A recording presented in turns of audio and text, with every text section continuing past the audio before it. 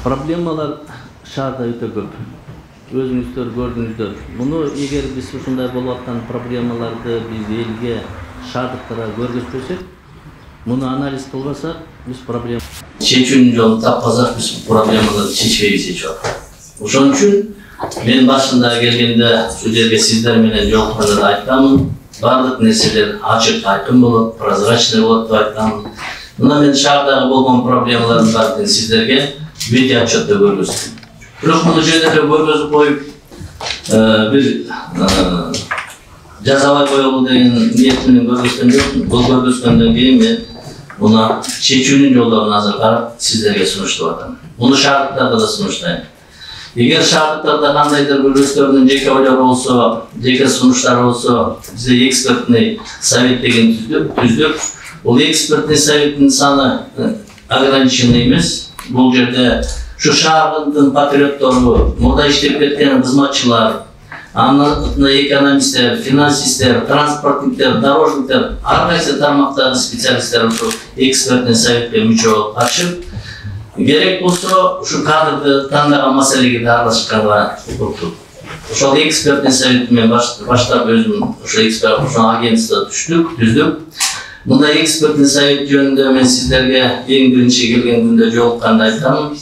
Бул экспертный совет чоң шаарларда бар. Мына Москвада бул экспертный совет түзүлгөнүнө 20-30 жыл болуп калды. Бул биздин шаардын мэриясынын позициясы, концепциясы, шаардык кеңешке алып чыгып аткан маселелердин баардыгын эксперттер, ар бир отраслдар боюнча эксперттер анализдеп, заключениесин берип, биз анан кийин алдыга чыгышыбыз керек. Эгерде биздин шаардыктардын арасынан мен ушул экспертный совет иштеп берем, шаарды бир оңдош керек, мындай сунуштарым бар десе, биздин эшик ачык. Эми бул кыска убакыттын ичинде, урматтуу шаардыктар, эң биринчи мына биз анализди жасадык. Шаарыбыздын акыбалы кандай бүгүнкү кезде? Ушул акыбалдан проблемалар өтө көп. Бул проблемаларды качандыр бир убакта чечиш керек. Биз ушул проблемаларды чечели деп, чечкиндүү белсенип ушуга киришип жатабыз.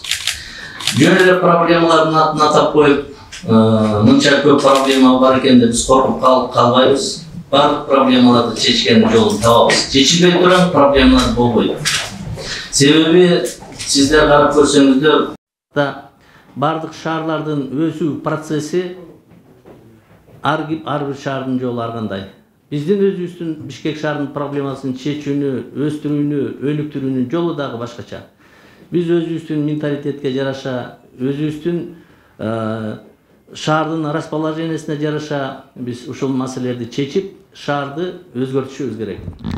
Бишкек шаары жаңыланган, жашарган, кооз шаар болорунан мен бир дагы күмөнүм жок. Мен бул өзүмдүн позицияман эч убакта кайтпайм. Себеби буга менин көзүм жетет. Конечно, бул маселеде бишкектиктердин, биздин элдердин колдоосу, сиздердин колдооңуздар сөзсүз болуш керек. Мына бизде журналисттер бизге биздин мэрияга бир критика жазып, мусор жыйналбай калса, же поливдер, же парктарда бир сугарылбай калса жазып атат. Биз ага туура көз караш менен карап реакция кылып атабыз. Ошол сын пикирлерден биз жыйынтык чыгарып атабыз. Биз сын пикирден качпайбыз. Биз сиздер менен общение кылгандан да качпайбыз. Себеби сиздер элдин көзү, кулагы сиздер. Сиздер баарын карап жүрөсүздөр, көрүп атасыздар. Ошентип сиздердин дагы шаардын проблемасын чечүүгө чоң салым кошот деп мен сиздерге терең ишенемин. Эми ушул проблемаларды чечиш үчүн өзүңүздөр мына видео отчетто көрдүңүздөр, бизде концепциябыз болуш керек. Деги эле Бишкек шаары кандай өсүш керек, кантип өсүш керек? Биз ушул маселени эң биринчи орунга койдук дагы, биз стратегия развития 26 жылга чейин деп шаардык кеңешке алып чыктык. Ал стратегияны бекиттик. Шаардык кеңештин депутаттары 26 жылга чейин биздин стратегияны бекитип беришти. Биз программа социально-экономическое развитияны кошо алып чыктык. Себеби финансовый подкрепление болмоюнча бул программаны ишке ашырыш кыйын. Андан кийин өзүңүздөр көрүп атасыздар, подбор кадров. Кадр маселеси барынча четте, биз анын баары жакшы билебиз. Менин принцибим профессионалдар иштеш керек деген терең принципим ушундай. Бирок өзүңүздөр байкадыңыздар, мына мен көп адамдарды алмашты, көп жетекчилер алмашты. Бирок бир да жетекчи мени туура эмес алып койду, же мен иштейт элем деген жетекчи. Мен ошолорго 2 ай убакыт бердим. Профессионалдарды коюп атам. Мен койгон кадрларга менимче эч кимдин дагы күмөнү жок деп ойлоймун. Только бир принцип — профессиональный качество. Качан гана биздин тармактарда профессионалдар иштесе, өз ишин билген, сүйгөн адамдар иштесе, биз шаарыбыз өнүгөрүнө мен терең ишенемин. Эми дагы бир кадамдардын бири ошол финансовый средства, полномочиянын баарын тең мэрия өзүнө алып алган. Мен ушул полномочия финансовый подкрепление толугу менен 4 райондун акимине өткөзүп бердим. Себеби райондун акимдери дагы иштеш керек. Райондун акимдери жанагы көрсөтүлүп аткан көп проблемаларды, тротуардын асфальты, жолдун асфальты, полив, уборка мусора, ушул маселелердин баарын тең райондор элге жакыныраак болуш керек. Эң негизгиси биздин бийлик элге жакын болуш керек. Элдин проблемасын көрүш керек. Элдин проблемасын уккандан качпаш керек. Ошон үчүн мен келгенден кийин президенттин тапшырмасы менен бардык региондордо эл менен жолугушуу болду. Жолугушууду мен 10 жолугушуу өткөздүм. Ал жолугушуудан эмне биз анализ кылдык? Ошол негизинен шаарда эмне проблемалар экенин биз анализдедик. Канча процент эмнеге элдер проблемасы бар экенин. Аны анализ кылып, азыр ошонун чечүүнүн үстүндө план мероприятие түзүп, көп маселелерди чечип атабыз. Бирок ошону кээ бирки маселелер бар, убакыт керек. Мына ушундай маселелердин үстүндө биз иштеп атабыз. Эми дагы бир чоң маселе, мынагы видео отчеттон көрдүңүздөр, сиздер азыр суроо бересиздер. Кээ бирки социалдык сеттерде жазып атат, монорельс боюнча жазып атат, көп чоң проекттерде бул болобу же болбойбу деген күмөн. Бул болуш керек. Эгер биз ушундай амбициозный пландарды койбосок, биз эч убакта өнүгө албайбыз. Биз камоктон акча чогултуп, налог чогултуп, же болбосо дагы башка майда чүйда нерселер менен биз эч убакта шаарды кардинально өзгөртө албайбыз. Биз өтө чоң пландарды коюш керек. Прямой инвестиция тартыш керек. Биз ачык өлкө болушубуз керек, ачык шаар болушубуз керек. Анан дагы бир нерсе, мына биздин шаардыктар, булар налогоплательщиктерде. Булар өзүнүнөн түшкөн налог төлөгөн налогунун каяка кеткенин билиш керек, көрүп туруш керек. Мен жанагы видео отчеттон көрдүңүздөр, цифровизация деп атпайлыкпы? Азыр ошол жерде чоң центр иштеп атат. Бардык нерсенин баары тең, канча налог түштү, каяка жумшалды, биз элдерге, биз шаардыктар ошол жерде көрүп тургандай кылабыз. Бир маселе. Экинчи жагы, мына жер маселесинде да ушундай. Бардыгын электронный форматка өткөзөбүз. Жең ичинен жер алып, жер саткандарды токтотобуз. Мына ушунун баары тең ачык, айкын электронный форматка өткөзүп, бул жерде момча гектар жер бар, баасы мынча болот деп биз аукционго чыгарабыз. Мына бир жума болду, биз ошол аукциондун положениялерин бекиттик. Буюрса мына жакын арада иштеп баштайбыз. Бизге арыз менен кайрылган предпринимательдер өтө көп. Жер бергиле, биз внутренний инвестиция, биз вложение кылалы десе, биз 3 жылдан бери 1 метр жер бербей келатабыз. Эгер биз ачык айкын кылсак, биз эмнеден коркушубуз керек? Биринчиден биздин ишкерлерди колдойбуз. Экинчиден биз экономикага чоң салым салабыз. Экинчиден отток мигранттарды токтотобуз биз. Биз ушуга жумуш орундарын түзүп беришибиз керек да. Мына мен ушул, мына өзүңүздөр көрүп турасыздар, мен сиздерге азыр дагы көрсөңүздөр да болот. Мен бул сөздү мына журналисттер өзүңүздөр карап көрсөңүздөр болот. Жана мен айткан проекттин баары тең жөн эле сөз эмес, жөн эле кагаз эмес. Мен муну обосновать этип, экспертный группадан өткөзүп, мына жакында эле дагы соцсеттен жазды. Абдыкадыров туулган күнүн Дубайдан барып өткөзүп келди дейт. Мына ушундай нерселерди биздин кээ бирки соцсеттерде блогерлер ушундай жазып коет да. Мен 3 күндө суббота, воскресенье, понедельник күнү фондко Арабский Объединенный Эмиратка барып, ушул чоң инвестиционный фондко мен проекттерди защита кылып келдим. Буйруса, ушул проекттерди биз ашырышыбыз керек. Андан тышкары мына өзүңүздөр көрүп тургандай бизге чоң инвесторлор келет. Bizde мындай англис тилинде жана орус тилинде ушул 10 проекттин, 10 инвестиционный проекттин ондай китепчелерин чыгардык. Себеби берде канча объемдо, канча акча кетет бул инвестицияга дегенде бизде аналитический расчеттор болушу керек. Эгер мындай кагаздарды биз жасасак, мынакей ар бирине расчеттор менен баяктын подкрепленный. Жөн эле бул сөз эмес. Ошону үчүн урматтуу биздин шаардыктар, биздин журналисттер, сиздердин колдооңуздар сөзсүз керек. Биз ушундай отчетторду жаманын дагы, кемчилигин дагы, жакшы болуп аткан иштерди дагы сиздер менен бат-бат жолугушуп, мен информация берип турууга даярмын. Эгер жалпы коомубуз, жалпы Бишкек шаарынын тургундары чогуу көтөрүлүп ушул ишке киргишпесек, биз шаардан ой албайбыз. Себеби сиздер менен биз шаарда жашайбыз. А Бишкек биздин үйүбүз. Биз оңолушубуз керек, биз оңолобуз. Эч убакта бул жөндө бир сомнение да болбош керек. Себеби бардыгы тең ачык айкын болуп, бардыгыбыз ушу Бишкек шаарына оңойбуз деп аракет кылсак сөзсүз оңолот. Мына биз колдон келишинче кыска убакыт болсо дагы ушундай жумуштарды аткардык. Биз ар бир квартал болобу, кандай десеңиздер, сиздер менен жолугушуп, информация берип, ачык айкын отчет берип турганга даярбыз. Себеби биздин кылып аткан ишти билиш керек элдер. Ошо информация элге толук жетпегенден ар кандай сөздөр чыгып, ар кандай туура эмес информациялар болуп калышы да мүмкүн. Мунугу башында жанагы 16 мектеп жөнүндө дагы көп сомнениялар болду. Мына өзүңүздөр көрүп атасыздар. Күнү-түнү иштешип атат. Мына биздин чоң курулуш компаниялар.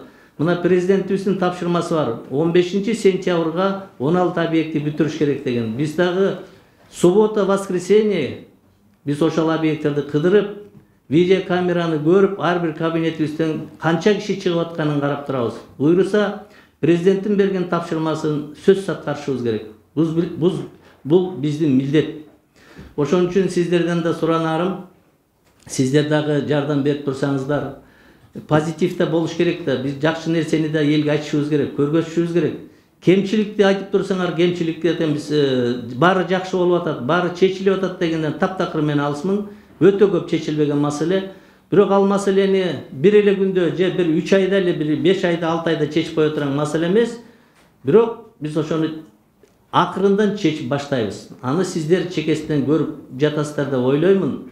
Мына азыр 1 сентябрга мынагу 2 подземный переход, мына азыр буйруса проектный сметный документациясы бүттү. Аны баштап 1 сентябрга ачышыбыз керек.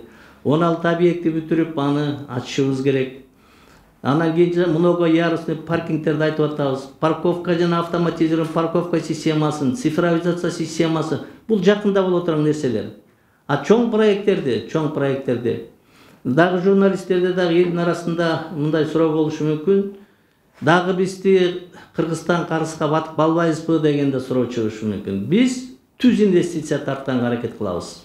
Түз. Бул частный инвестиция. Бул мамлекеттин гарантиясы жок инвестиция. Бул кредит эмес.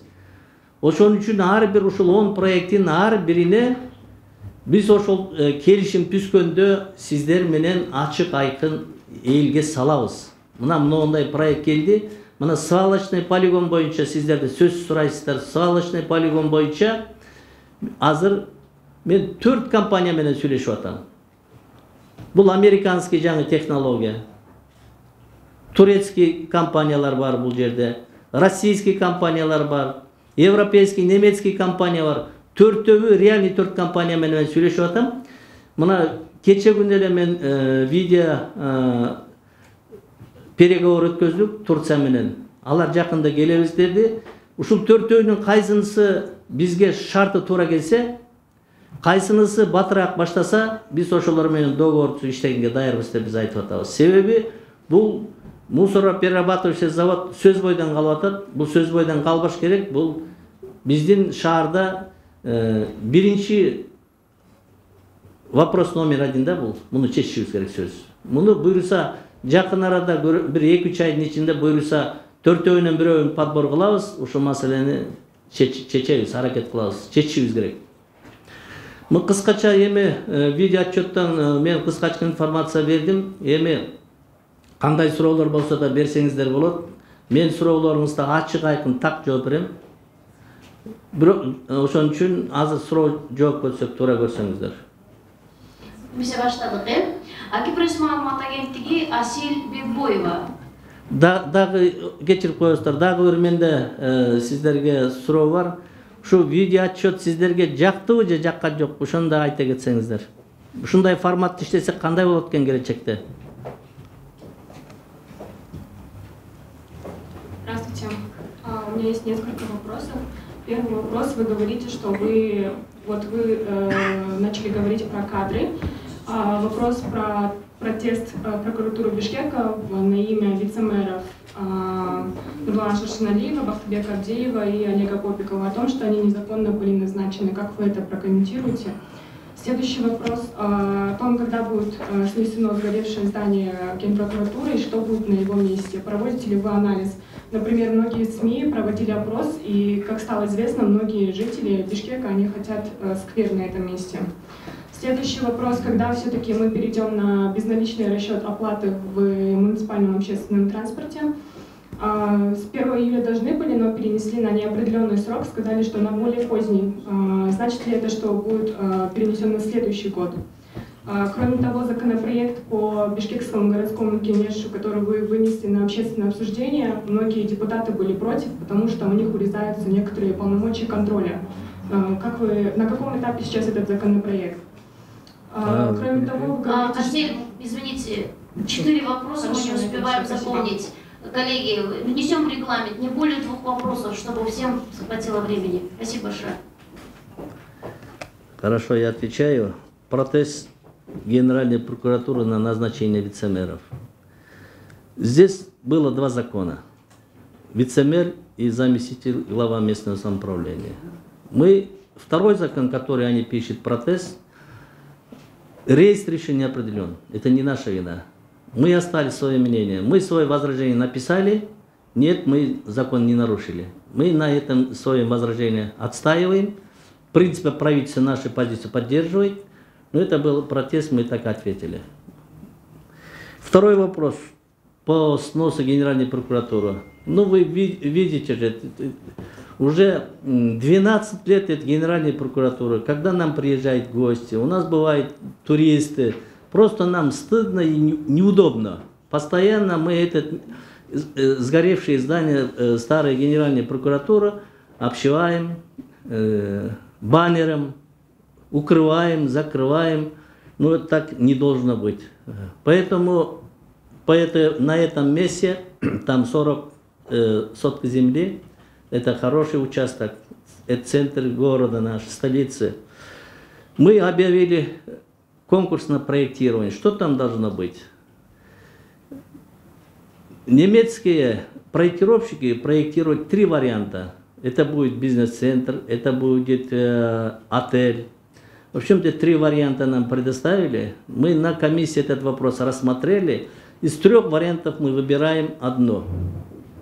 И как снесем этот участок? Сейчас мы начнем снести это здание и объявим аукцион для того, чтобы пополнить наш бюджет. Но будет строить наше условие, будет строить по нашему проекту. В будущем вообще должны все строительные компании, все строительства мэрия должны контролировать. И соответствует нашим генеральным планам и нашим проектам. Третий вопрос по электронному бюллетенированию. Да, мы планировали с 1 июля. Мы все-таки отодвинули еще на 3 месяца, потому что мы планируем получить автобусы в конце года, потому что это около 500 автобусов мы должны получить на газомоторные и электробусы. В связи с этим немножко отложили, потому что хотим начать после того, как получим новые автобусы, новые по схеме маршрутов. Спасибо. Спасибо большое. Издание «Gündemi Zlata Tetel» готовится РК Имтала Айбекова. У меня такой вопрос. Микрофон можно? У меня вопрос по строительству 16 объектов образования. В апреле этого года вы говорили, что к началу нового учебного года они будут готовы на заседании БГК. И на каком этапе сейчас строительство и кто занимается строительством, какая компания? Да, действительно, это короткий срок. За 4,5 месяца строить 16 объектов, конечно, тяжело. Но это, как тяжело не было, это поручение президента. Потому что к новому учебному году мы должны завершить. Сейчас работа ведется трехсменно. Мы в ночное время тоже ездим, контролируем. И иногда я тоже выхожу на объекты, смотрим. Установлены видеокамеры, видеонаблюдение. Сколько человек выходит на работу, мы здесь контролируем. Очень строгий, жесткий график работы. Но есть надежда. Мы должны выполнить. Процент готовности разный. Возможно, 3 объекта, 3 школы, когда-то были переходящими, мы досрочно, возможно, сдадим. Это большие школы. Остальные будем стараться 15 сентября, как мы обещали, так должны закончить это объекты и сдать в эксплуатацию. А вы не ответили на вопрос, какая компания занимается строительством? Занимается все строительные компании, очень крупные компании, начиная Авангард и Стиль, Ихлас, Элит Хаус, Лидер Хаус. Очень крупные компании, знаменитые компании только этим занимаются, этими школами. Мы их просили помочь вовремя сдать эти объекты. Они пошли навстречу, это строительные компании, потому что у этих строительных компаний есть своя техника, своя база, бетонные заводы, поэтому они плотно занимаются строительством этих школ. И второй вопрос. Насчет благоустройства Карагачевой рощи. К какому году вы планируете провести все работы? И связано ли то, что озера не наполняются этим? Карагачевая роща очень красивое место. Такая лесопосадка в городе Бишкека одна. Было, в общем, территория этой Карагачевой рощи 200 гектаров было первоначально. Но был постепенно начали люди строить это. Стала сокращаться территория этой Карагачевой рощи. Сейчас установлен забор. Осталось 120 гектаров на этой территории. Чтобы дальше так не получилось, опять же заняли, не строили там жилые дома, все-таки мы решили подготовить этот проект. 120 гектаров, там есть бассейн есть. В принципе, предварительное одобрение мы получили этого фонда. Там красивый уголочек будет. Если у кого не будет возможности отдыхать на Иссык-Куле, будет отдыхать здесь. Полный комплект аттракционов, бассейны. Они предложили в зимнее время каток сделать. Ну, современная вот такая будет благоустроенная территория будет. Есть два варианта инвестора, есть два варианта. Мы какому инвестору дадим предпочтение, они готовы, в принципе, начать эту работу. Ну, максимум год-два. Спасибо большое, Злата. Ирка Евталайбекова, Национальное агентство КАБА. Здравствуйте. Готовится Руслан Харизов, 24 KG. Здравствуйте, я хотела уточнить касательно вот летнего кинотеатра, который планируется построить. Его планируется построить на средства с бюджета городского, либо есть инвесторы. И также насчет строительства автобусной системы скоростной у нас в городе. Она предусматривает отдельную линию. Для этой линии вы будете расширять дороги. И бюджет все-таки где будет браться на строительство этой дороги? Так, автобусная линия, еще первый вопрос. Какой? Летний кинотеатр. У вас в отчете был летний кинотеатр, строительство летнего кинотеатра. Масалиева, проспект Мама. Это связано с проектами. Это мы просто перечень проектов назвали. Там разные проекты есть, потому что это проект они предложили нам. Мы должны согласовывать, что нам нужно в этом сквере или парке, что нам необходимо. Это входит в состав этого большого проекта озеленения. Вот это квадрат, там 24 гектара территории. Они предложили летним кинотеатр, зона отдыха, бассейны, отель можно строить. Это в составе этих. Это когда вы едете вверх по Масалиева улице, дома многоэтажные, за ними есть участок, который мы планируем все-таки на 24 гектарах делать современный сквер или парковую зону. Теперь по скоростной автобусной линии. Этот проект разработан. Туда очень больших денег затраты не нужно. Во многих городах это делается. Мы выбирали улицы Киевские. Сейчас проект дорабатываем. Мы, в принципе, эту улицу мы можем сами делать, с бюджета можем делать. Не стоит туда, там больших денег не стоит. Просто решение надо принимать и начать делать это. Руслан Харизов, 24 KG. Что вы можете рассказать по поводу проекта об установке 600 новых лифтов? Ранее вице-мэр Олег Попиков заявлял об этом. Да. На какой стадии вообще проект, есть ли уже сдвиги? Спасибо. Да, сдвиги есть. У нас Skylифт был, предложили, там цены совсем разные были. Потом Могилевский лифт был. И новая компания, которой я сейчас говорю, на лизинг дают каждый год по 100 лифтов. 3 года или 7 лет на лизинговой основе. Если мы с ними договор заключим, за 5 лет мы можем лифты все обновить. И вот еще второй вопрос, к нам буквально читатели сегодня обратились. К жилому дому по улице Московской, 100, это вот на Моссовете, пристроили большой генератор для электричества. Там вроде глобус находится, береги можно найти. Жильцы вот жалуются на грохот, запах бензина и просят мэрию отреагировать на это. Что вы можете сказать им? В общем, Московской, Советской, в общем, на всех улицах мы сейчас создаем комиссии беспредел. Если сказать, они создают неудобства нашим жителям. Все вышли за красной линией. Сейчас мы создаем комиссии, даем предписание, будем сносить. Даже посмотреть, это улицы Манаса и Московская, магазин Народный. Сейчас мы хотели там тротуар ремонтировать, они вылезли на тротуар вообще. Сейчас дали материалы, передали в суд выиграем, снесем. Порядок наведем по этому вопросу. Особенно по Советской улице очень много таких объектов, создает шум.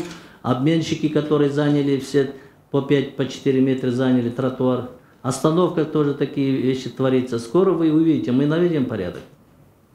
Спасибо. Азия Ньюс газеты Сурат Чилтачиев, готовится Элиза Нурматова, Лату 24. Эмиль Мурза, мен газет маалыматтығынан келгенге байланыштуу бир көйгөй жаралып атат. Мына жакындан бери гез журнал саткан киоскілерді сиздин тапшырмаңыз менен албетте мен ал тапшырмаңызды колдойм. Эмне дегенде шаарыбыздын көркүн ача турган гез саткан киоскалар болуш керек деген долбооруңузду колдойм.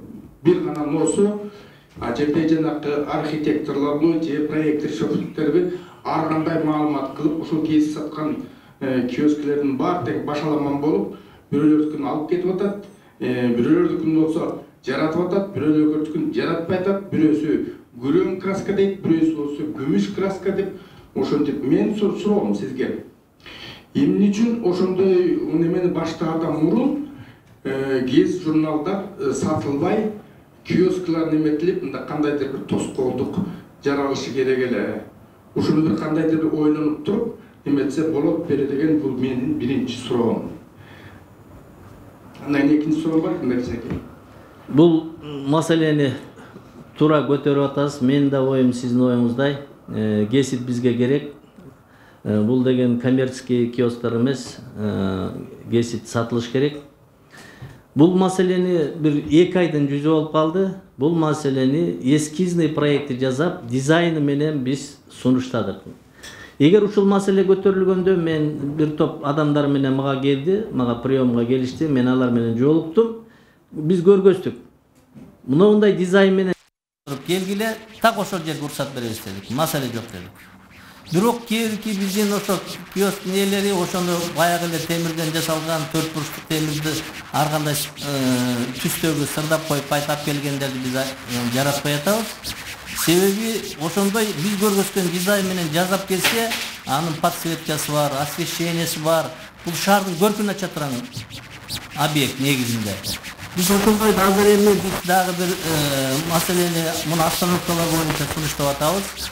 Зима и лето деген остановкаларга биз уруксат берип баштайбыз. Ошонун ичинде газет сата турган киоск болот. Ошонун ичинде эми эс алып тура турган болот, кондиционери болот, кофе иче турган болот. Эгер ошол киосктун ээлери ушундай конкурстарга катышып, алып ушуга катышам десе, мына Чүй проспектисине коюп баштайбыз. Биз Советский көчөсүнө коюп баштайбыз. Ушундай проекттерге катышабыз десе, бизде маселе жок, биз жардам беребиз аларга. Аны колдойбуз.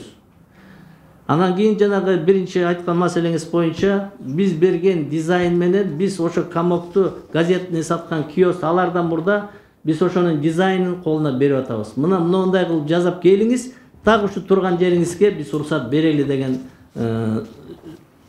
макулдашуу менен алып баштаганбызда, бирок газет саткан киосктар бизге керек чынында. Экинчи суроо бул экинчи суроо менен үчүнчү суроомду аябай кыска суроолор. Экинчи баняны ошо социалдык баня деп жакшы неметтиңиз. Себеби дегенде бизде жалгыз мончо рабочий городокто калган. Ана экинчи баня болсо ошо талкалап жүрүштү. Эмчим дегенди айтып берейин. Бир гана себеп. Ремонтко жаап, андан кийин ал жерге электрический тен коюп койгондон кийин элдин баары качып кетти. Мен суранычым ушул көпчүлүк бизге окшогон балким мончо күйөрмандардын атынан суранычым. Şu tekstin buğusu menен жабдылабы же агада ушундай тен коюп же бирдеме болуп баягы кереги жок мончо болуп калабы. Шуну бир өзүңүздүн сөзүңүздөн уксам. Анан үчүнчү суроо ушул эле улай эмен бактары, шаардагы эмен бактары канча жылдан бери дарыланбай, шаардын көркүн ушунчалык бузуп атат. Кээ бир гана жерлерде баягы дарыланып, жакшы көрүнүп турат, дарыланган жерлери. Дарыланбагандары ушунчалык мындай кечирип коюңуз. Ушул суроо эми баня жөнүндө бул банянын турганына 7 жыл болуптур. 7 жылдан бери ар кандай сөздөрдү мен бул шаарга мэр болуп келгенче да угуп жүргөм. Мен дагы шаардын тургуну катары бул баняны аварийный деп кылышыптыр. Анан бир коммерсант сатып алат экен, муну мэрия сатып жиберет экен деген мен да ошондой сизге окшоп сөздөрдү угуп жүргөм. Мен келер менен ушул маселени биринчи жолу айттым. Бизде 7-8 мурда баня болгон. Бул социальный баня, жакшы банялар болгон, сиз айткандай. Пары жакшы. Бирок ушул банялардын баары коммерческий болуп кетти. Бирок биздин шаардыктардын баары эле коммерческий баняга 1000 сомдон түшкөнгө шарты жок. Ошон үчүн эң биринчи проект мен айттым, бул жерде ошондой социальный өзүндөй окшогон баня, современный баня болуш керек деп, биз өзүбүз бюджеттен 100 миллион сом бөлүп берип, мына бузуп бүттүк, бир жумада бүттүк, туздук. Эми буйруса котлованын казып, проект даяр биз баштайбыз. Анан сиз айткан пар рабочий городокто кандай пар болсо, так ошондой пар болот. Элдер түшө турган, элге биз чала кылбайбыз, баарын тең барын дагы жакшы кылып жасайбыз. Эми кандай дейсиз? Качан бүтөт? Өзүнүн нормативный срогу 1 жыл 8 ай, 2 жылда буйруса биз бүтүргөн, может эрте бүтүрүп калышыбыз да мүмкүн. Биз аракет кылабыз бүтүргөнгө. Анан ошол эмен багы жөнүндө айтып койсоңуз. Эмен багы боюнча бул чынында эле көп жыл болуп калды, бир 4-5 жылдан бери ушундай ушу дуптардын оору болуп, жанагы ажок болуп, муну Академия наук менен Минсельхоз менен чогуу иштеп, бир дарысын таап беришкен. Ошол дарыны дарылаганда анчалык кээ бир жерде эффект берип атат, кээ бир жерде бербей жатат да. Анан мындай маселе бар. Мына бир жума мурда эле ушул президенттин тапшырмасы менен Минсельхоз менен Зеленстрой менен чогулуп бир маселени карадык. Эми муну дарылашыбыз керек, муну колго алышыбыз керек. Жана бизге жазап даярдап берген Академия науктун окумуштуулары менен даярдап берген дарынын эффекти көп анча болгон жок. Бул бир жагы. Экинчи жагы дагы сөздүн ачыгы, мына бизде мен келгенче оптимизация деп Зеленстрой, анан мына департамент муниципальный имущество ушу бир канча организация парковое управлениенин баарын бириктирип бир служба кылып койгон экен. Ушул жерден да кемчилик кетти. Себеби мына полив жөнүндө айтсам, поливди ватхоз деген болчу эле. Ватхоз дегенди дагы, зеленхоз дегенди дагы, анан парковый зона дегенди баарын тең бир служба кылып койгон. Ошон үчүн ушул жерден кемчиликтер кетти. Бул оперативно иштей алган жок чынында. мына биз азыр мунун баарын тең эске алып, мына полив жөнүндө да суроо беришиңиздер мүмкүн. Эмки жылдан баштап буйруса, кышында болсо да биз скважиналарды казабыз. Биз азыр казып скважиналарды казып атабыз. Кээ бирки мына ынтымак паркы, ушу парктарда мындай чөптөрдүн куурап кеткенин көрдүңүздөр. Себеби ушул система туура эмес болгондо биз жана водоканалдан питьевой суу менен сугарганды токтотушубуз керек. Ар бир көчөгө керек болсо бирден скважина казабыз дагы, биз капельный орошение өтүшүбүз керек. Биз арыктын суусуна ишенип отурганда биз ушундай акыбалга туш келип атабыз. Эч убакыт ишенбеш керек биринчиден. Экинчиден водоканалдан жана питьевой сууду биз экономить этишибиз керек. Ошондой азыр биз схемасын, проекттерин жасап атабыз. Буйруса эмки жылкы поливде бардын капельный өткөн. Бул экономичный да болот, и проблема да болбойт. Рахмат. Элиза Нурматова, Алатау 24. Готовится Биринчи радио, Бегайым Абдукадырова. Менде 4 суроо бар. Биринчиси бул шаардагы унааларга эң биринчи кезекте тыгынды жаратып жаткан маршруткалар жакын арада линиядан алынабы же жокпу? Экинчи суроо, шаардык таштанды заводу качан курулат? Буга чейинки мэрлер тарабынан да айтылып келген, бирок ишке ашкан эмес. Үчүнчү суроо, коммерциялык багытта курулуп жаткан көп кабаттуу үйлөрдүн такыр талапка жооп бербейт. Алардын Бишкек шаардык жылуулук борборуна кошулушу, ысык сууга, газга кошулушу, ошондой эле жарандарга убагында өткөрүлүп берилбейт. Техникалык талаптарга толук түрдө жооп бербейт. Алдын ала сатып алган кардарлар көпчүлүк учурда үйлөрүн айлап жылдап ала албай жүрүшөт. Жеке ишкерлерге бул жагынан мэрия таасир эте алабы? Ошондой эле жарандардан келген дагы бир суроо бар экен. Ал эмизин Кичи районунда номер 5-9 кабаттуу үйлөрдүн лифти 6 айдан бери, жарым жылдан бери иштебейт экен. Шаар тургундары мэрияга чейин бир нече жерге кат жазганы менен азыркыга чейин жооп жок дейт. Рахмат. Хорошо. Чоң рахмат. Бул маршруткалар жөнүндө сиздерге биз жанагы улам тендер өтүп, процедурасы аябай узун экен да. Жана Европейский банк развития и реконструкции, Азиатский банктан алып атабыз да, биз почти 350 автобус алып атабыз.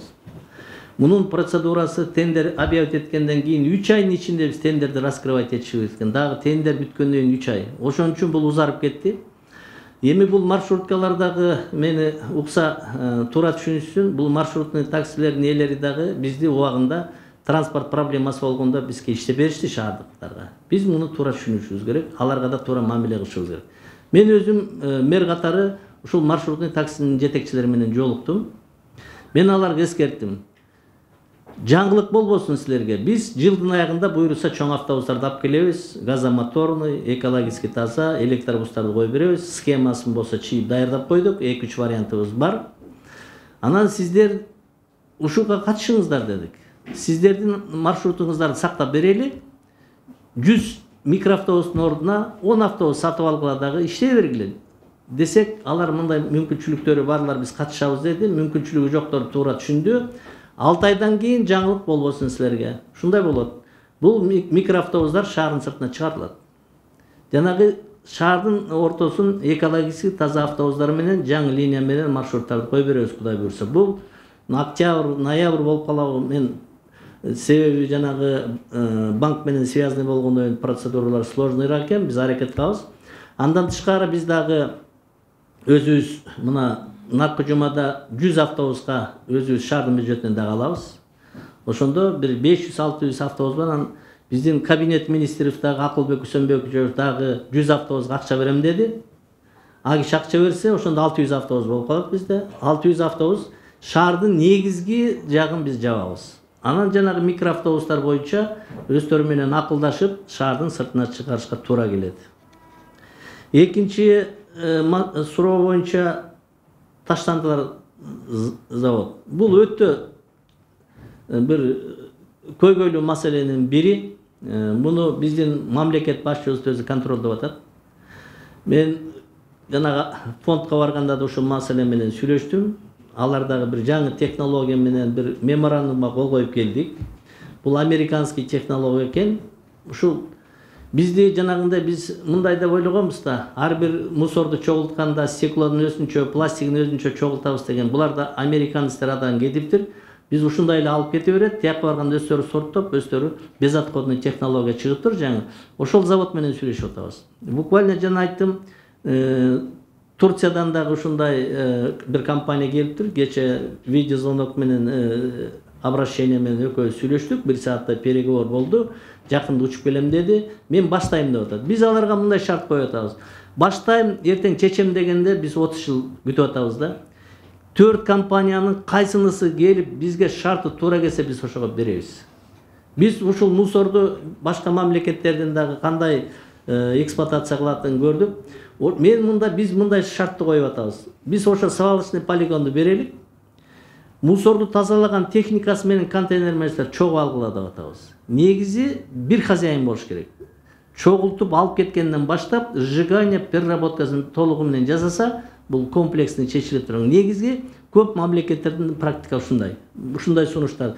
Эми буйруса чечиле турган болуп калды. Себеби тең 4 компания менен тең переговорлар. Биз дагы Турцияга биздин специалисттер барып келди. Алар менен видео совещание өткөздүк. Эми алар учуп келе турган болуп атат, бирок келсек баштайбыз деди. Буйруса башталыш керек. Муну сөз чечишибиз керек. Бул эң көйгөйлүү маселенин бири.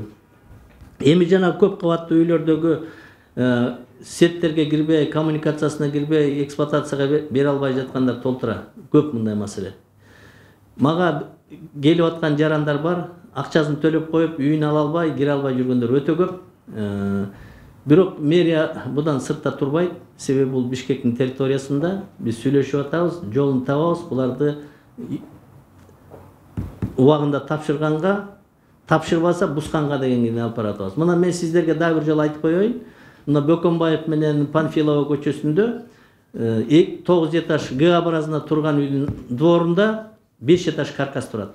Мен тапшырма бердим. Мына ушуну буйруса дагы көрөсүздөр деп ойлойм. Хозяинин таптык. Дворуна дагы 5 этаж каркасты коюп салган. 7 жыл болуптур турганына. Эми айрда жашаган элдер кантип жашаш керек?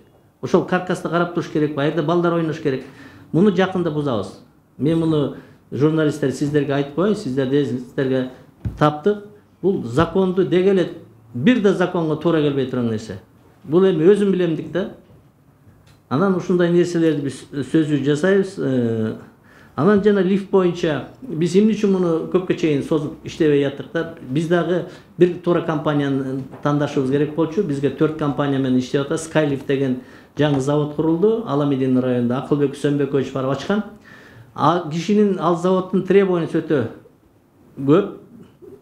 Мага мынча кредит бергиле дейт. Анан лифттердин баасы да өтө кымбат болгондуктан адан биз азыр башка 4 Могилев лифт деген менен Беларустан лифт менен иштеп атабыз. Бир азыр өзүбүздүн эле местный производитель таптык. Жылына 100 лифттен алмаштырып берип турат. Мына буквально эмки жумаларда бир лифти бекер бизге коюп берет. Мына кен ондай кылып коем дейт. Биз ошо менен келишип атабыз. Базада приемлемый, тем более лизингке берип атат 7 жылга.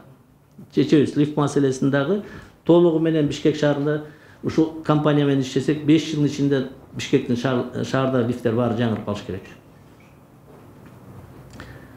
Бигайым Кадырова, Биринчи радио, Азаттык, Кундуз Кылжирова, даярдыңыздар. Саламатсызбы? Мен көбүрөөк калктын маселесине кайрылууну туура көрдүм. Анткени бизде радио күзөттөн уктурбап, билсеңиз керек, уксаңыз керек, анан көбүрөөк ошол жерге кайрылышкан. Акиматтардан жооп болгондон улам бул жака чыгарууну туура көрдүк. Каргачевая роща боюнча сиз айттыңыз 2 жыл аралыгында инфраструктурасы жамырат экен, бирок ага чейин сел бакта ушул бир айга чукулдап калды, жарыктандыруу системалары иштебей жатат да, калк тарабынан кайрылып. Экинчи суроо, ошол эле аймак Элебаев БЧК Ленинградский аймагында канча жылдан бери эл баса турган аллея жок болуп жатат дейт. Экинчи суроо, акимчиликтен жооп болгондон улам сизге туура көрдүк айтканга. Үчүнчү суроо, ошол буга чейин сиз ошол шаардагы сырткы келбетин, тагыраагы фасадтарды оңдоо боюнча иштерди баштагансыз, айрымдары уже көрүп атабыз биз бүгүнкү күндө. Анан толук кандуу Борбор калаанын ушул канча баягы пайызы бүтүп калды, дагы улантасыздарбы, канча убакытта толук кандуу бүтөт деп ишендире аласыз? Эми Карагачевая роща жөнүндө дагы айтып кетейин, себеби жакында эле сиздердин журналисттер көрдүңүздөр болуш керек. Бул жерге бир топ 50 чакты адамдар келип Карагачевая рощадан бизде үйлөрдү узаконить этип бергиле деген маселени коюшту да. А кишилер дагы эгер менин сүйлөп атканым укса, биз бул маселени даярдадык. комиссия түздүк. Жанагы 200 гектардын 80 гектар үй курулуп кеткен дебедикпи? Эми үй курулуп кеткенине 15-20 жыл болуп калыптыр. Биз азыр муну өкмөткө киргизебиз. Өкмөттүн комиссиясы баягы границаны өзгөртүп берсе, биз алардын үйүнүн маселесин чечебиз. Алар үчүн жооп берип коеюн. Экинчи жагы, муну күтпөй, сиз айтып аткан освещениесин жасатышыбыз керек. Сөзү жасайбыз. Биз азыр муну освещение боюнча энергосберегающий байкап көрсөңүздөр, муну Манас көчөсү, Чүй көчөлөрүндө мурда ак лампочкалар күйүп турчу да. Азыр сарызны бул мягкий, теплый, освещенный, энергосберегающий. Биз ушундай ишти баштап атабыз. Анан биз ошол жагына дагы муну бошоп аткан освещениелерди ошондой парктарга жылдырып коебуз буюрса. Мен муну контроль кылайын, муну освещениесин күтүп отурбай, себеби проект деген узарып кетет, 1 жыл узарабы, 1,5 жыл узарып кетеби, муну күтпөй освещениесин чечели. Анан Элебаева менен эмне дедиңиз? Ошон Элебаев Ленинградский Бычка дейт да, ошол көчөлөрдө баягы балдар дагы өтөт экен. Освещениеде дагы? Жок, освещение эмес, ал жакта аллея жок дагы. Аллея да. Анан Тротуар да? тротуар жок, анан маршруттук унаалар сүзүп кетиши болуп мүмкүн да. Ал жактан балдар өтөт, пенсионерлер өтөт. Анан тротуар жөнүндө дагы сиздерге кененирээк айтып кетейин. Биз 500 миллионго мына шаардын тротуарын көрүп атасыздар. Мына биздин Борбор жакты карап көрсөңүздөр, өтө начар болуп кеткен. Жөө да баса албайсың, жамгыр жаса лужа болот. Мына Акымбаева, Правда, Советский, тияк жибек жолу, Молодойго бар. Ушунун ичиндеги эле Борбордо турган тротуарларыбыздан гипс база албайбыз. Сиздер да көрүп атасыздар. Ушунун үчүн толугу менен жасайбыз. Андан кийин мына Советский көчөсүнүн проект жасатып атабыз. Биз Советский көчөсүндө карап турсаңыздар, жана кабель, жана сотовый телефондордун операторлордун кабелдери турат да. Ошонун баарын подземный кылып киргизебиз. Тротуарын жасайбыз, разметкасын коебуз. Көчө деген кандай болсун, биз элдерге чынында бир көргөзөлү деп атабыз. Көчө деген опорасы кандай болуш керек, освещениеси кандай болуш керек, тротуар кандай болуш керек, ирригационный сет кандай болуш керек деген Советский көчөсүн образцовый кылып жасап, стандарт менен. Анан кийин биздин элдер ошону көргөндөн кийин баягы муниципальный жерге чыгып албай, заборлорун жылдырбай, аерге магазин же комокту коюп албай, муниципальный жерде мындай тротуар болуш керек, мындай жол болуш керек, мындай освещение болуш керек, поливный система болуш керек, кабелдер опоранын арасында мындай илинип турбай, ал подземный болуш керек деген бир проект жасап атабыз. Буюрса ошону жасайбыз. Мына баштайбыз. Проект бүтсө эле Советский көчөсүнө киришебиз. Жана чыгып кеткен магазиндер, комоктордун баарын ордуна келтиребиз. Себеби бардык тең чыгып алган. Өтө турган тротуар куралы десек, азыр ушундай проблема менен сталкиваться этип атабыз. 1 метр калтырып койгон. 1 метрге же кандай кылабыз? Кандай тротуар болот? Мына ушунун баарын тең тартипке салабыз. Анан фасадтар боюнча сизге айтып коеюн. Фасадтарды жылыш бар. Биз сиздер деле көрүп атсаңыздар керек. Чоң жанагы 9 этаж, 12 этаждарга чейин көрүп атабыз. Центр жактагы фасадтарды жасайбыз. Биз жанагы башында видео отчетто айтпадыкпы, конкурс объявить эткенбиз, МТУлардын ортосунда, акимияттардын ортосунда. Мындай бул конкурсубузда өтө катуу условиясы. 4 район бар бизде. 4 райондун 1-нчи, 2-нчи, 3-нчү места, 4-нчү орунду алган аким 2 жолу катары менен 4-нчү орун болуп калса, жумуш ордун бошотот. Өтө ушундай условиясы катуу. Ошон үчүн акимдер да азыр аракет кылып атат. Фасадтарды сөзсүз улантабыз. Бирок биз дагы кичине баягы светтерин, анан кийин контраст болгон жерлерин биз карап атабыз. Мындай өтө сапаты муну жакшыртышыбыз керек. Себеби жаңы баштады биздин балдар. Анан буга мен чоң ыраазычылык билдирип кетем. Биздин коммерческий организациялар, бизнесмендер жардам берип атат. Кээ-бирки строительный компаниялар бар, бизнесмендер бар. Бизге жардам берип, ушул бюджеттин эсебинен көбүнчө ушу бизнестеги жана 1-нчи этажда коммерческий организациялардын баары тең ошолор жардам берип атат. Себеби карап көрсөңүздөр, двухэтажный здание болсо, 1-нчи этажында жалаң коммерческий организациялар, обменкалар. А 2 этаж үй да жерде. Почему ошону бир алар үчүн көп деле акча турбайт?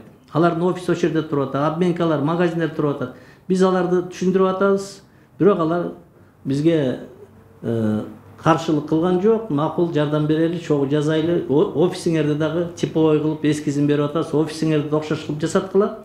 Үстүн үйдүн дагы фасадын чогуу жасаткыла, эскизди биздин архитектура жаза берип атат. иштер муну улантабыз. Сөз улантышыбыз керек. Тартипке салбасак болбойт. Азаттык Кундуз Кылжирова, кесиптештер эскерте кетейин, по два вопроса. СТВ телеканалы Нурай Кайратова даяр болуп турсун. Саламатсыздарбы, Азаттык радиосу Кундуз Кызылжарова. Бул жанакы Азат Сагынов тазалык ишканасынын башчысы боюнча тазалык ишканасынын жумушчулары ишташтап бир маселе жаралды эле, ошонун жыйынтыгы эмне болуп атат, ошол жакта текшерүү болот деп айтылды эле, биринчи маселе. Экинчи маселе Таштанды полигону боюнча аудит жүргүзүлүп аткан, ошонун жыйынтыгы эмне болду? Анан жана мыйзамсыз курулуштар боюнча Панфилов, Баканбаев көчөлөрүнүн кесилишинде 5 кабатты имарат алынат дедиңиз. Андан тышкаркы дагы канча мыйзамсыз курулуштар бар? Жаман гана көп кабаттуу үйлөрдүн курулушу боюнча ошолордун маселесин айтсаңыз.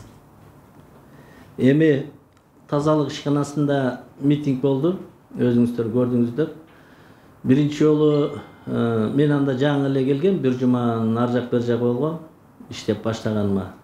Биздин вице-мэр, курирующий вице-мэр Ырсалиев барып сүйлөшүп, түшүндүрүү иштерин жүргүздү. Эртесинде дагы жумушка чыкпай, шаарда проблема болгондон кийин мен өзүм барышка туура келди. Мен аларга түшүндүрүп айттым. Алардын койгон талаптары туура. Ал биздин көйгөйлүү маселелерди мэрия түшүнбөй атат деп ушундай суроо беришти. Мен аларга түшүндүрүп айттым. Мен ошол дворник болуп 5 жыл иштеген адам катары силердин проблемаңарды менден жакшы билген киши жок, мен чечем деп убада бердим. Бир жуманын ичинде коюлган маселелерди чечтик. Балдар 15 мүнөттөн кийин жумушка чыгышты. Себеби мына бизде кээ бир кезде митингге чыкканда аны митингге чыккан адамдарды биз душман көрбөшүбүз керек. Алар туура маселени койду. Туура маселе койду, биз чечтик. Алар да биздин адамдар да өзгөчө мына тазалык, Зеленстройдун балдарын карап көрсөңүздөр, аларда суббота жок, воскресенье жок, майрам жок. Биз майрамдап жүрөбүз көчөдө. Алар түн ичинде таңында эртең менен мен өзүм кыдырам, таңында 4:30 дворниктер шыпырып жүрөт. Таңында 4:30 поливальный машина көчөнү жууп жүрөт. Булардын эмгегин сыйлашыбыз керек. Ошол суббота, воскресенье, праздничный күндөрүнүн айлыгын төлөбөй коюшкан. Төлөдүк. Запчасттар боюнча маселе болгон. Чечпедик запчасттар боюнча маселесин. Бирок арасында эми ошол митингди организовать эткен кишилер да болгон, башкача кызыкчылыктар да болгон. Мурдакы кийинки жетекчиликтин ортосунда да ар кандай сөздөр болгон. Бирок ордуна коюп, азыр ынтымактуу иштешип атат. Дагы аудит боюнча, свалочный полигон боюнча да аудитти мен жибергем. Себеби жанагы 16-жылдан бери келаткан Европейский банк развития реконструкциянын 22 миллион доллар бөлүнгөн. 7 жылдан бери бул проекти мындай эч ким контролго алган эмес. Ошон үчүн же мусоросортировочный линия жок, же болбосо ошол проект аягына чыкпай, ушинтип улам жетекчилер алмашып кетип отуруп, аягында ким эмне кылганы, кандай техника алып келгени, алып келген техниканын сапатын да караган эмес. Ошон үчүн мен келер менен аудитти жибергем.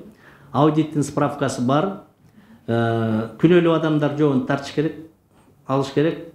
Бирок азыр биз координатор койдук. Ошо банк менен Евразийский банк развития реконструкция менен жетекчиси менен иштеп атабыз.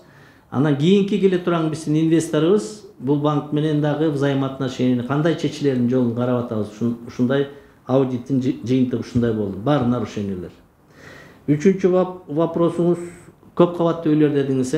Көп кабаттуу үйлөр бул көп адамдарга чынында эле неудобство создавать этип атпайбы?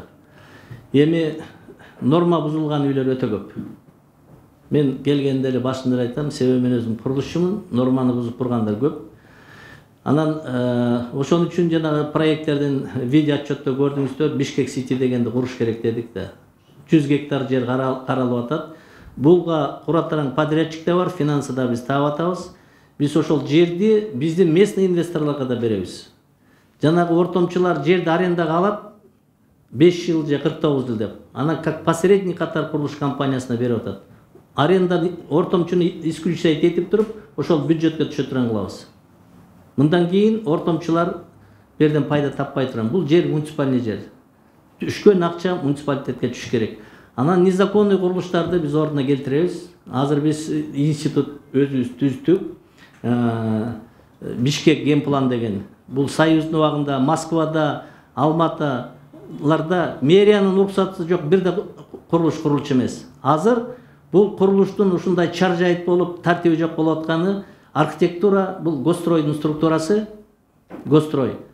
Курулуп бүткөндөн кийин мэрия биз көрүп калып атабыз. Себеби биз менен макулдашпайт таптакыр.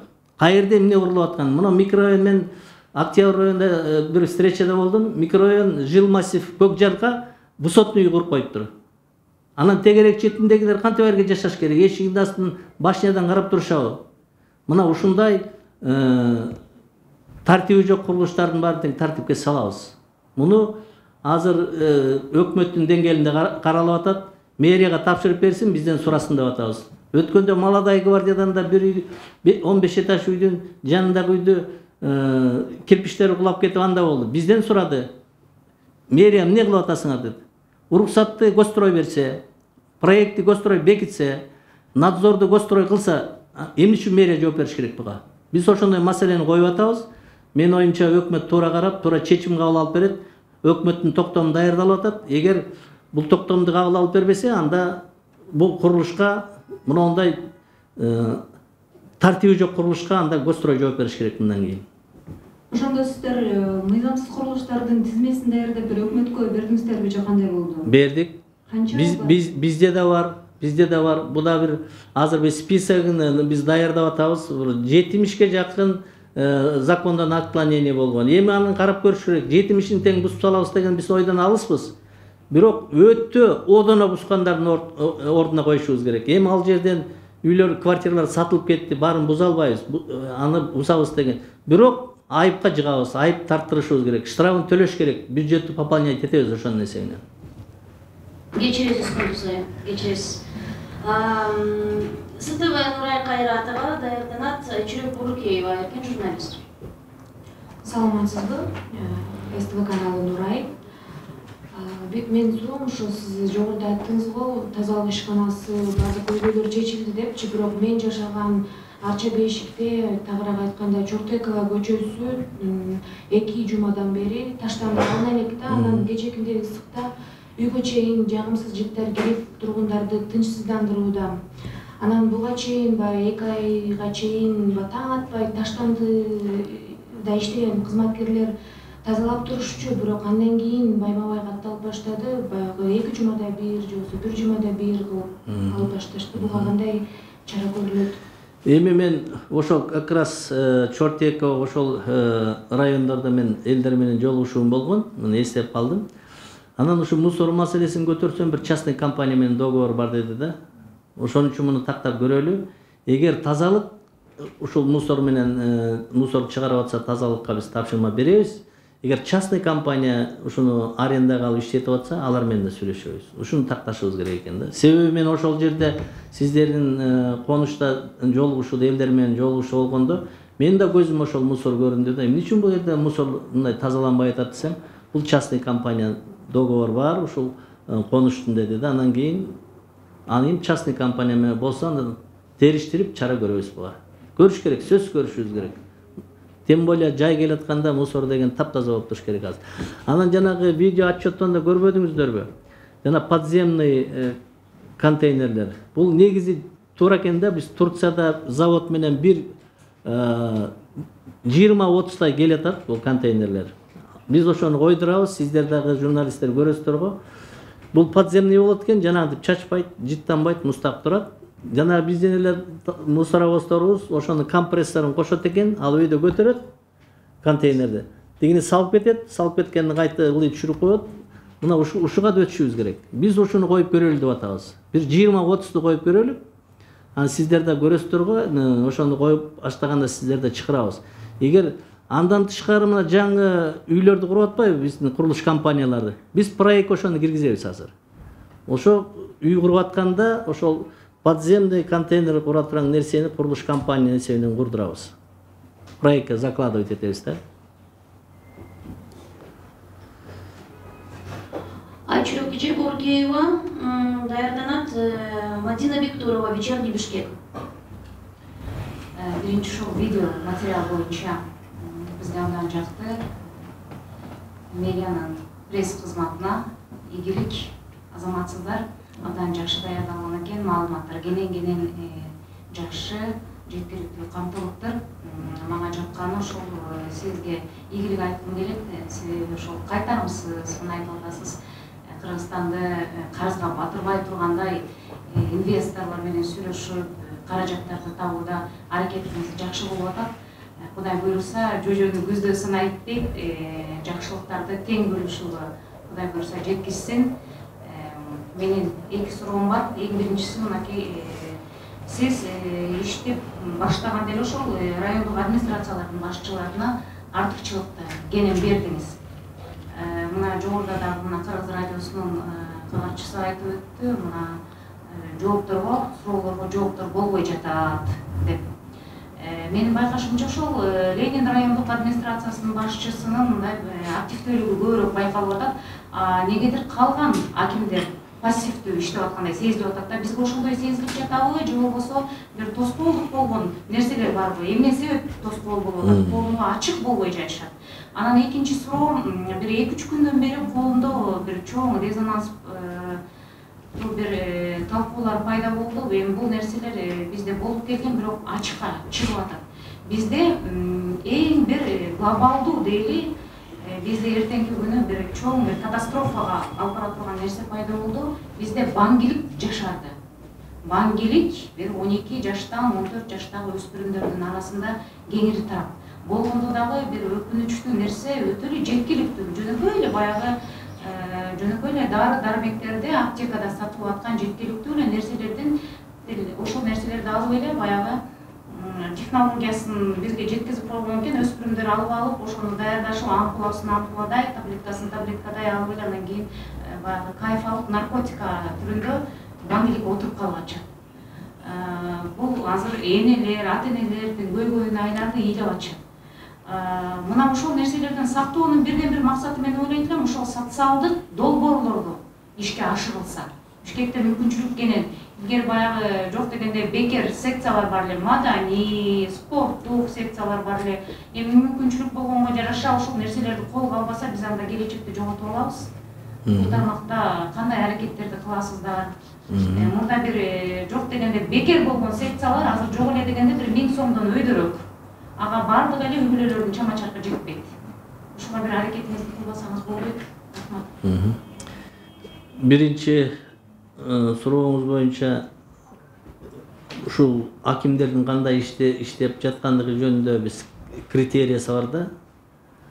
Ошол эле биздин жашоочулар менен кандай иш алып барып атат, кандай көйгөйлүү маселе, адамдар кандай маселени чечилди, кайсы чечилген жок, эмне үчүн убагында жооп берген жок, баягы граждандар менен кандай иштеп атат, эмне проекттерди ишке ашырды деген критериясы бар.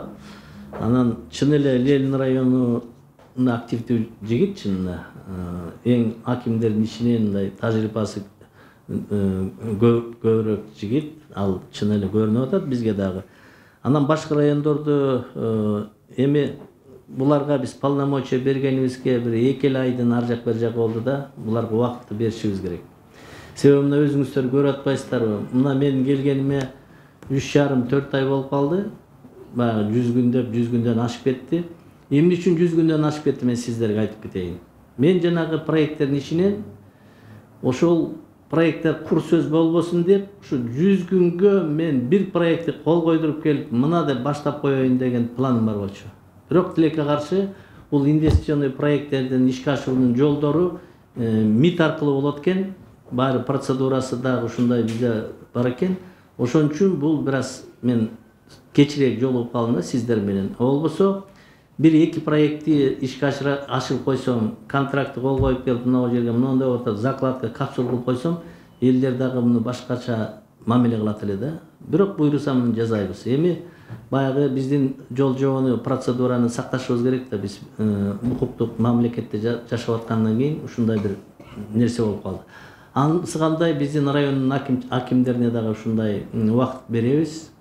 Мен жана айтпадымбы сиздерге? 2 жолу 4-нчү орунда калган аким эч кандай претензиясы жок. Башка жумушка кетет. Положение ошондой ага кол коюшкан да. Ошон үчүн бардык акимдер үчүн бул илгери союздун убагындай бир стимул болот, мотивация болот. Анан жанагы чуркап айтып аткан фасадтардын ремонтторун дагы бюджеттен акча албай спонсорлордун эсебинен чуркап жүрүшөт. Бирок маселе көп. Чече турган, чечилбей жаткан маселе көп. Мына мен 4 айдын жүзүп алып калып иштегенимде 4 айда бир күн, бир выходной же бир майрам күн мен эс алып өттүм. Эртең менен кечки 9-10го чейин иштеп атам. Бирок акимдер да ошондой. Менин требованиям катуу. Мен кандай иштесем алар ошондой иштеш керек деген мен талап коюп атам. Анан акимдерге убакыт беришибиз керек, ишин көргөзүш керек. Анан мына банкичилик боюнча чын эле бул социалдык маселе, бул өтө орчундуу маселе. Муну карашыбыз керек. Мен анализ кылып көрдүм. Бизде ушу аз камсыз болгон ушу баягы үй бүлөлөрдүн почти 20%, 19,1% ушундай үй бүлөлөрдөн бар экен да. Бул өтө көп процент. Почти 5тен 1 бөлүгүбүздө ушундай аз камсыз болгон үй бүлөлөр, баягы өзгөчө көңүл бура турган үй бүлө болгондон кийин бул өтө процент өтө жогору. Мен бүгүн эле ушу справканы карап атып көрдүм. Бир цифраны көрүп эле, сиз айткандай эсиме салып калдым, өтө көп экен бул процент. Мүмкүн мигранттар көп, миграция көп, башка причинасын анализдеп көрүш керек экен. Биз кандай иш жасасак дагы анализ жасашыбыз керек. Мен азыр туруп эле сиздер жооп берсеңер, мен эртең чечем, минтебиз десем, мен анда туура эмес айткан болом. Ошон үчүн буну анализ жасайбыз. Мен бул цифраны бүгүн өзүм көрдүм, суроо берип калдыңыз, жакшы болду. Сиздерге да айтып коеюн. Бул 19,4% өтө көп. Муну менен биз иштешибиз керек, иштейбиз. Муну эмне үчүн биринчи анализ жасайбыз, эмне үчүн ушундай болуп атат, анан чечүүнүн жолун карайбыз.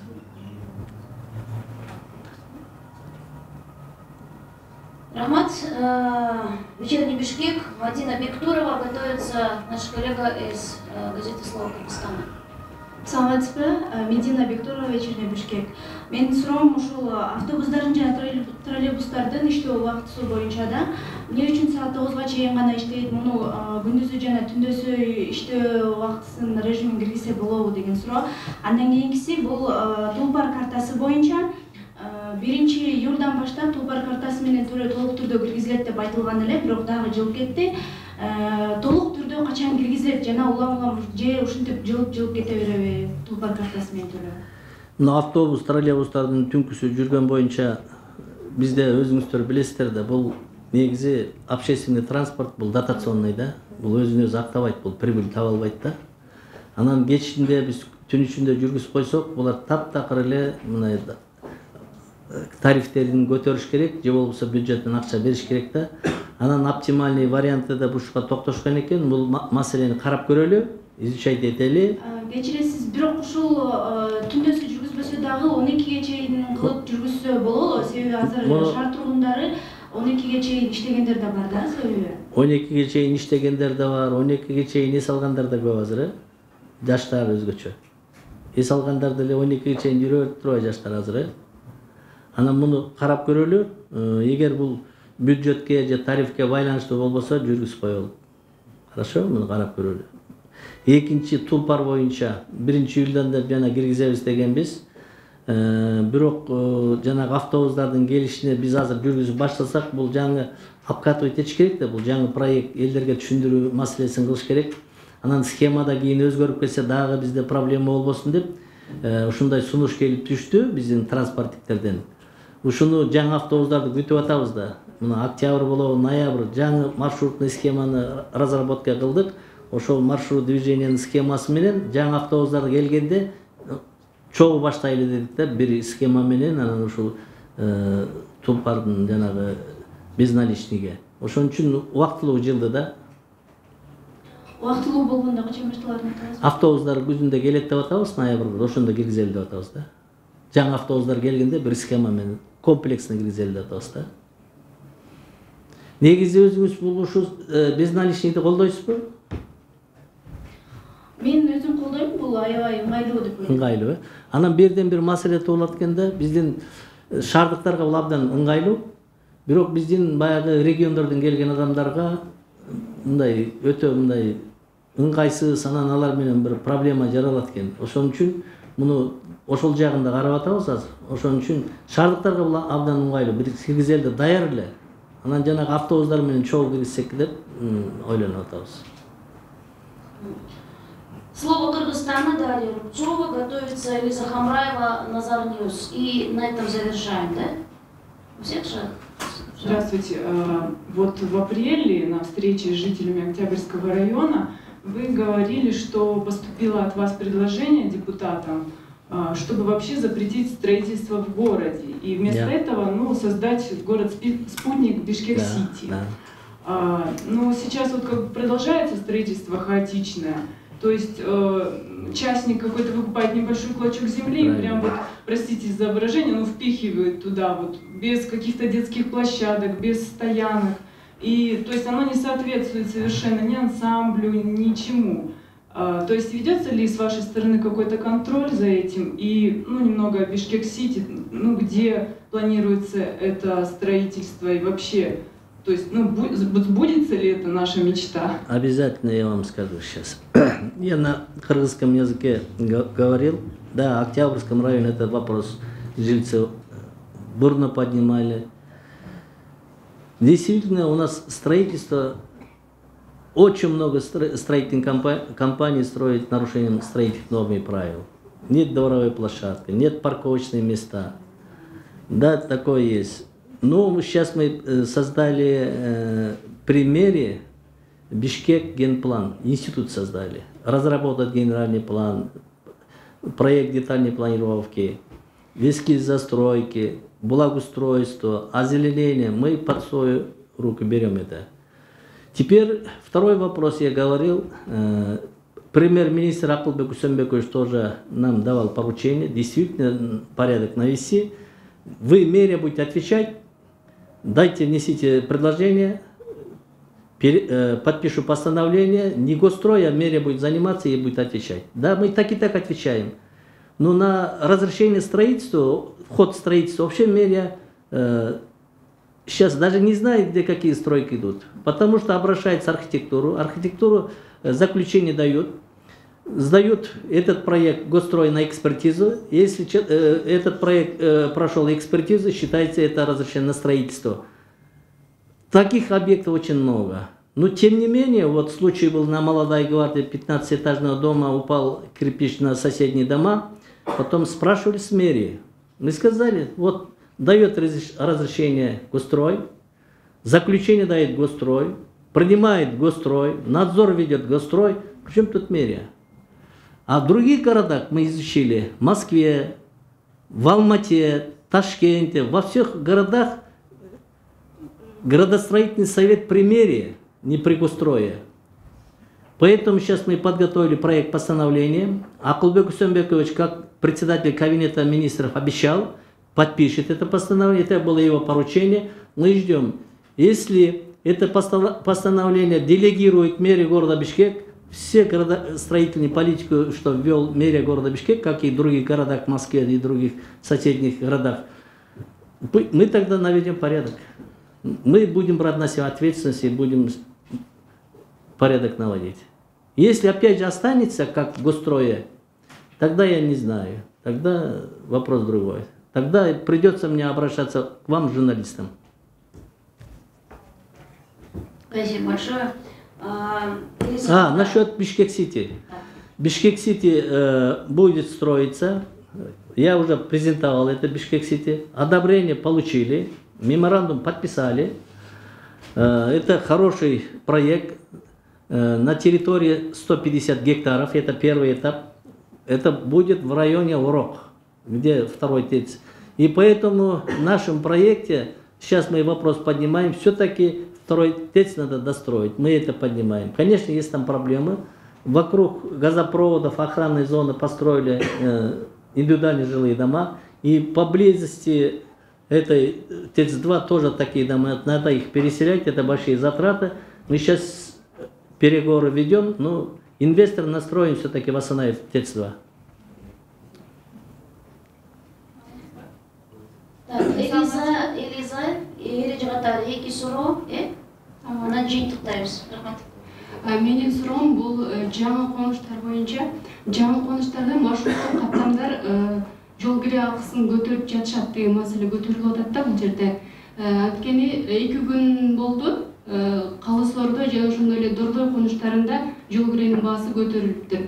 Бул боюнча транспорт министрлиги эч кандай бул маселе көтөрүлбөгөнүн айтканы менен бүгүнкү күнгө чейин жол кире 22 сомдон болууда. Ал эми экинчи суроо. Жаңы конуштарга тех паспорттор бериле баштаган, ошол учурда мындай көйгөй пайда болду. Жерди мыйзамсыз сатып алган кишилер мурда прокуратурага чакырылган адамдар бар экен. Алардан тех паспорт алыш үчүн биз ошол адамдардан тил кат же болбосо сатып алганын тастыктаган документти талап кылыш керек болчу экен. Бирок мэрияга келгенде ал прокуратурага чакырылган адам мен эч кандай мен силерге азыр маалымат кагаз же болбосо бир тастыкпай турган документ бере албайм деп ушундай жүйө коюптур. Ал эми ошол сатып алган адамдар кайсыл жакка кайрылыш керек? Рахмат. Бул жер маселеси өзүңүздөр билесиздер, закон легализация деген чыкпадыбы? Андан кийин подзаконный акт өкмөттүн токтому положенияси бекиди. Биз азыр 10 миңден ашык кишиге тех паспорттарды берип, жерлерин узаконить этип атабыз. Мурдагы 15-20 жылдан бери куруп алган үйлөр бар, аларга узаконить этип атабыз. Фундамент койгандары бар, аларды узаконить этип. Ошон үчүн бул маселени тездик менен чечиш үчүн ушул районный администрацияга биз делегировать этtik дебедикпи? Ушул комиссияны райондун акимдерге бердик. Себеби биз шаарда бул комиссияны өткөзсөк, бул өтө чоң очередте болот, мына ажиотаж болот да. Анан райондун акимдери ошол коомчулуктан да ошол жерде мүчө болгонго акысы бар. Азыр ошол мүчөлөрдү формировать этип ишти башташкан жатышат. Эгер бир кандайдыр чынында эле бир ушул жер маселесиндеги мурда аралашып, мындай репутациясы начар адамдар болсо, жер комиссиясына азыр бекитүү комиссиясына кирбеш керек. Себеби ал жерде таза адамдар иштеш керек. Аны коомчулук өзү сунушташ керек. Мына ушуну деле журналисттер сиздер да бир карап көрсөңүздөр. Сиздер көп нерсени жакшы билесиздер да. Мен Кыргызстан, Бишкек кичинекей эле элбиз, шаарбыз, мамлекетбиз. Ким эмне иш кылып атканы коомчулукта белгилүү. Ошон үчүн биз райондордун акимдерине айттык, элдин арасынан жана коомчулуктан мүчө боло турган адамдарды абдан таза адамдарды шайлагыла. Элдин камын, эл үчүн балет эткен адамдарды шайлагыла деп биз тапшырма бердик. Андан кийин бул маселени кандайдыр бир суроо бир жаралып калса, бизге кайрылсаңыздар, биз түздөп чечебиз. Барын чечишибиз керек. Себеби деген биздин президентибиз саясий чечим кабыл алып, муну маселени чечиш керек болгон, чекит коюш керек деп чекит коебуз. Анан жанагындай бир отдельный моменттер болсо тактап маселени чечкенге аракет кылабыз. Эгер жанагындай Экинчи суроого жооп берип койсо. Эмне боюнча эле? Маршруткалар боюнчабы? Маршрутканы такташ керек экен. Бул туура эмес нерсе. Өзүнчө тарифти коюп алганга эч кимдин андай полномочиясы жок. Эгер биз азыр мына пресс-конференция бүткөндө мен тапшырма берем. Эгер ушундай бир тартипсиз маршрутниктер болсо, фирмалар өзүнө тариф коюп алып жүргүзүп атса, биз аны ордуна коебуз, тартипке чыгарабыз. Бул жерге кыстырма катары айта кетсеңиз, эгерде жаңы автобустар кошулуп алынса, жаңы конуштарга киргизилеби? Анткени биз жашаган Калысордо, Акжар, Келечек, Дордой жаңы конуштарында бир дагы автобустук каттам жок. Жаңы конуштар деп жаңы конуштардын азыр жолдору асфальты. Борбордон да жакшы. Но жакшы развитие болуп атат да, суу, канализация, көп маселелер чечилип атат. Караш керек да. Эгер жол жакшы болсо, эмне үчүн киргизбешибиз керек? Карашыбыз керек. Жолдо эч кандай маселе жолдо маселе жок болсо, схемасын караганда, биз бул схеманы деген 2-3 вариант даярдадык деп атпайлыкпы? Автобус келгенче муну шаардык кеңешке алып чыгабыз. Муну общественный обсуждение да кылабыз. Биз өзүбүз эле каалаган схеманы чийип алгандан кийин кое беришибиз керек. Элдерден ушундай суроо түшпөш керек. Эл өзү общественный обсуждениеден айтып, ойлорун айтса, сөз эске алышыбыз керек мындай маселени. Албетте ушуну эске алып койсоңуз жакшы болмок, анткени жаңы конуштарда 2ден гана каттам маршрут. Алабыз, сөз алабыз. Сиздердин сунушуңарды сөз эске алабыз. Бул эл үчүн жазалап аткан нерсени эл менен кеңешиш керек да. Урматтуу кесиптештер, разычылык билдиребиз. Урматтуу журналисттер, сиздерде мен мэр катары өткөндө да айттым эле, сиздерге чоң рахмат, ыраазычылык. Себеби акты ак деп, көктү көк деп жазып көргөзүп атасыздар. Биз аны туура түшүнөбүз. Биз жөнүндө бир критика маселеси болуп калса, аны да туура түшүнөбүз. Биз ага таарынбайбыз. Бир маселе сиздерге да кайрылып айтып кетейин дегеним. Өткөндө бир маселеден мен кичине мындай биздин журналисттерибиз абдан активдүү, жакшы чагылдырчу эле дедим дагы. Анан биз жана фестиваль өткөздүк, международный фестиваль. Бул өтө чоң фестиваль болду да. 4000-5000 ашык марш менен площадка бардык да. Ошол жерде мэрия почти 7 миллион сомго ушул фестиваль, международный фестиваль өткөздүк да. Бирок мэрия жөнүндө ошол жерден бир дагы бизди көргөзүп айтып койгон жоксуңар да. Мен ойлодум, эмне кээ бирки министрликтер келип мероприятие, андай чоң мероприятие эмес, кичинекей бирдеме болсо кайта теледен чыгат да. Биз ошондой чоң мероприятияны Кыргызстандын тарыхында, Бишкек тарыхында международный деңгээлде өткөзүп атсак, мэрияны бир дагы көргөзгөн жоксуздар. Мен ойлоп калдым, эмки бир встреча болгондо ушу журналистке кайрылып ушуну айтып коеюн деп атам. Бирок сиздер менен чогуу иштешибиз керек. Биздин мэриянын эшиги всегда ачык, дверь всегда мэрии для вас открыты. Любое время, по любым вопросам может обратиться, я дам интервью. Я человек открытый на любые вопросы. На любые вопросы. Большое вам спасибо. Спасибо большое. Спасибо большое, дорогие коллеги. Спасибо большое, Эмирбек Мурзакулович. На этом наша пресс-конференция завершена. Всего доброго.